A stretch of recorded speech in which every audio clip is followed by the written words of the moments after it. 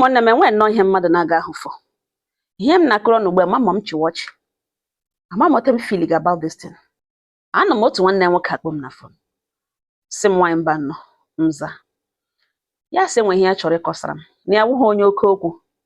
Na ya na-ekwu oke okwu. Mana enwere ihe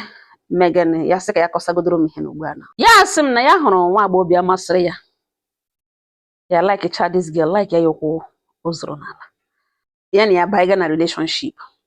Ya hụ na dị nwa masịrị ya na nwaanyị mba nnọọ nza. Yes, na this girl masịrị ya. And ya wụ nwa hụkwara ya n'anya. Na ya ga-atụrụ mashi na nwunye hụrụ ya n'anya. Ya propose marriage. Ha lụọ. Lụọte nwoke na nwaanyị na-eshi alụ di na nwunye. Lakpuru. Onye ka ha nọ? Nwanne ya nwaanyị ka o toro. Na ọ ya nwa ka the lady kpọrọ na phone, the young girl kpọrọ na phone, na ọ chọrọ ịbịara ha holiday. Ya ekweta sị nsogbu anọ. Na-emecha na ọ kpọ nwanne ya ka ha takọ ntị na ọ mara mgbe ọ ga-abịa na enwe ihe na nwanne ya nwaanyị kwutere na ọ mee ka ya mara na nwunye ga-agwe. Ya nọ nwunye ya jụọ ya. Ma nwanne ya nwaanyị kpọrọ na phone. Yes. Na ọ kpọrọ ya na brother na ya chọrọ ịbịara holiday. Ya gwakwana ya sị ya bịawa na ya laikiri dị gị na ọ bịawa na ya hapụ ya ka ọ bịawa na ego na ya n'aka na ọ bịa na ya ga-eleta ya ọfụma. Nwunye ya sị oke na nwanne ya nwaanyị ahụ na ọwụkwa oke na biko ka ya kpakọ onwe ya ọnụ na ya chịwa gakọrọ biznes ya. Ya lọta hụ na igbe akwa nwunye ya nọ n'elu ebe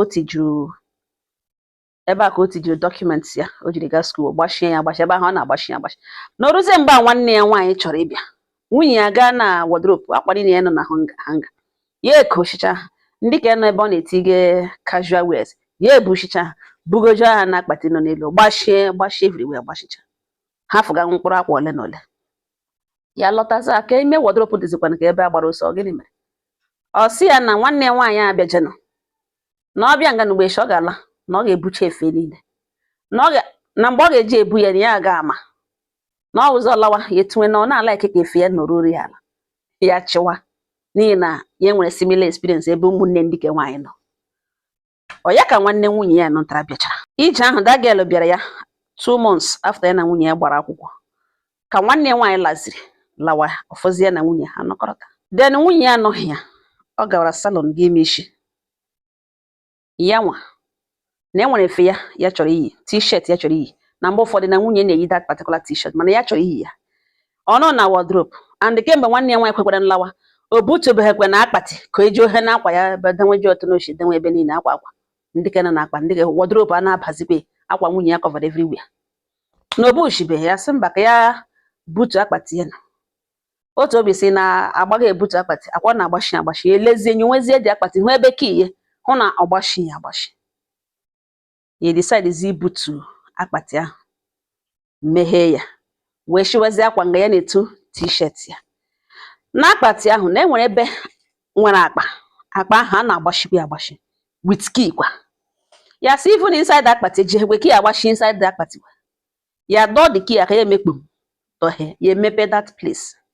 After ya hụrụ na t-shirt ya yeturu bịa dị ya emepekwe that place wepụta hụzie ụfọdụ ụmụ ihe yichara ụmụ ngwongwo ụmụ nwaanyị bịa na-ahụzi small bottle ntakịrị obere bottle dịka ụmụ ruru bottle olive oil bottle ndị na bottle ahụ mmanụ nọ ya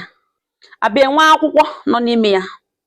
Akwụkwọ ahụ edere ya ihe mana ihe edere ya face inside then oil ahụ sokuru that akwụkwọ eme ya na-ahụzi fainting ụfọdụ ihe edere dị ya bịa hụ aha ya. I said, what is going on? Mgbe ka ejiri mmanya aka were obere aka rụga akwụkwọ rụpụta ya mepee ya ihe ahụrụ na ihe edere na dị akwụkwọ wụ aha ya ebe a na-asị ya ebe edere you must do as I say, leave me not, our love will be forever. Ya erugharịa n'ime onwe erugharịa n'isi erugharịa sị mba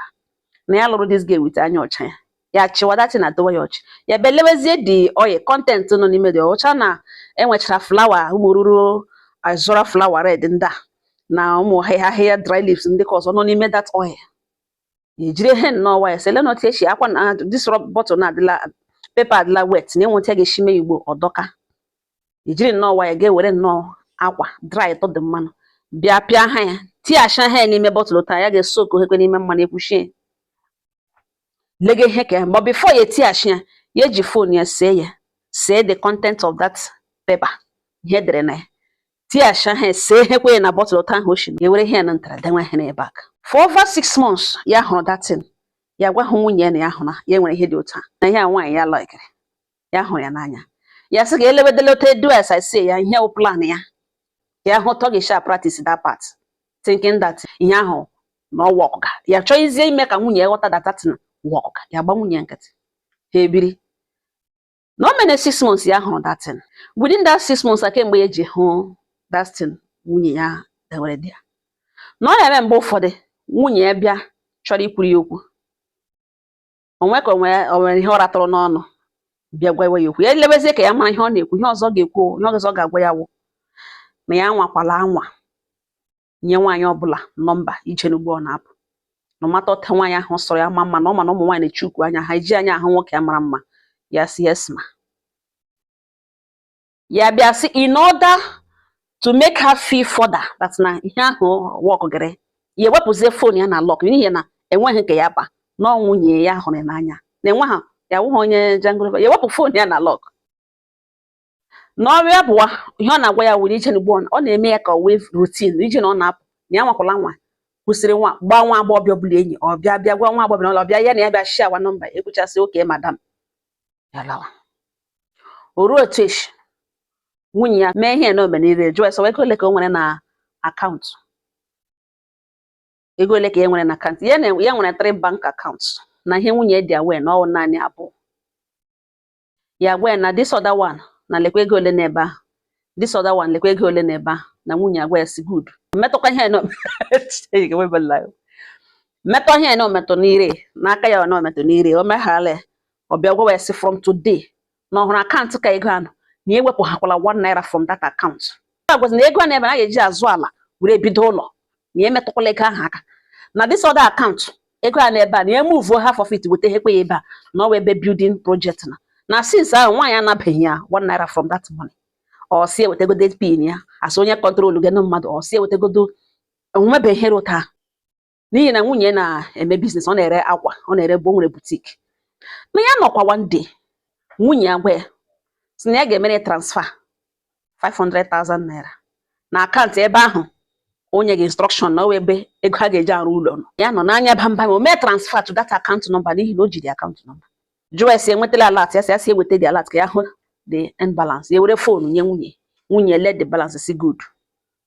no delete ya na-ele this woman n'obi ya ahụ nọ na button work gere naanị ihe ya chọrọ ịma otu ọ ga-esi use ma ọ sịgodo arị na datin nwe ọrụ no mission ka ekwe ya ejiri gba nkịtị na-eplay ga along nwaanyị mba nọ mza na since ahụ ji etinye 500,000 o tinyekwala another 50 ọ nọzi eme enweta alert ọjọọ esi enwetara alert ya si na ugbu a na ọ dị ime ọ ya gwanụ nwaanyị a na ya ahụ na ihe kemgbe 6 months na datin arụ gaghị ọrụ ka ọ ya hapụ ya na ihe ekwere kpọm kwekwere kwucha nsị nna m ya si si ya nna m ya si chui kemgbe m kwe meme this program case nga dị very funny ịgwa gị eziokwu but I'm sorry to tell you this all the funny mana ọ dị same enwebe ihe mebiri na ịsọ dị ime ya sị m yes na ọ dị ime na m sị heme no ihe ahụ nọ ebe a ebelivru m nọ ikekwa ihe nyere na chọọchị ụmụ mkpọmkpọ chọọchị a na-enweghị Colin anụfu pastor somebody nyere datin chem na ihe dibịa nyere ndị were otu nye m abụọ ndị dibịa ndị ọjọọ chem na ha nwanyere na ihe arụkọ ihe nyere na chọọchị ọ personal faith ya ọ practice gị otu isi ọ nọ n'ime ihe olive oil ọ na chọọchị ka e nyere ya na mana to be on the safer side otu ọ dị ime agwakwala ya agwabene ya because ọ bụrụ na ọwụ na chọọchị ka e nyere mabe condition eji nye datin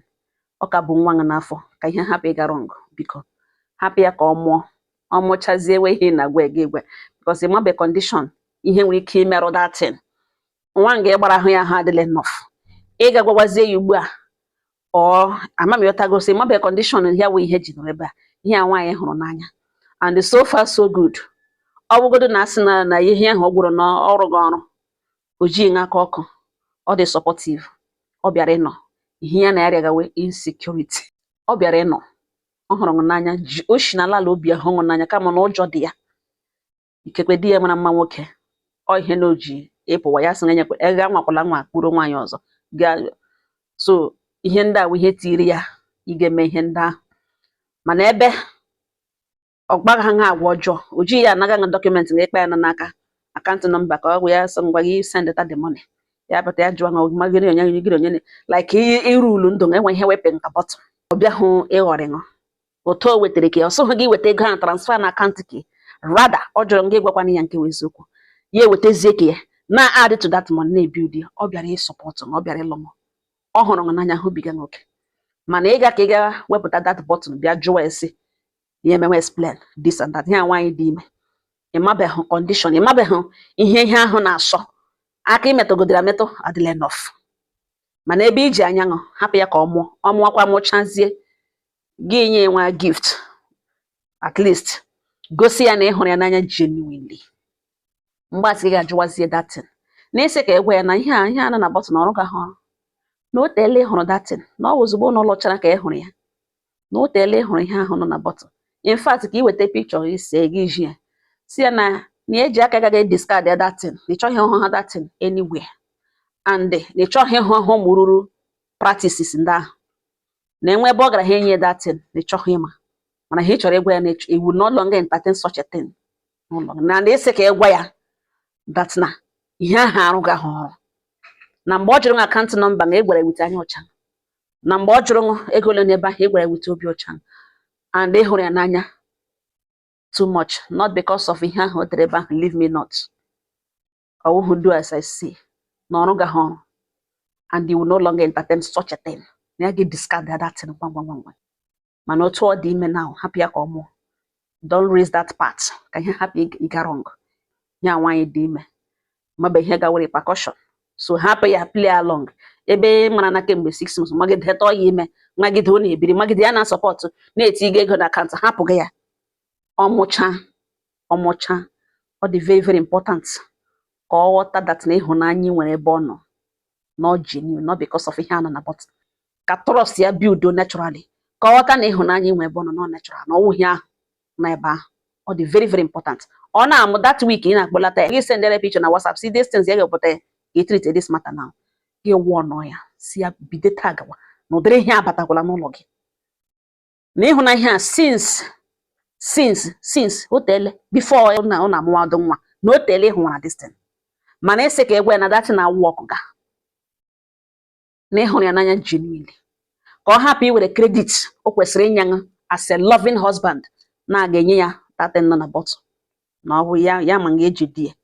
o ikekwe ịzụtara gift ya na ahụta na ịma ihe ị na-eme,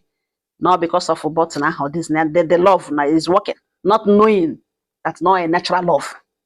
So ọ dị mkpa ka ị kọọlụ that ka ị wepụga datin ngwa discard ya, ka love ụnọ wụrụ ihe shi n'ala obi,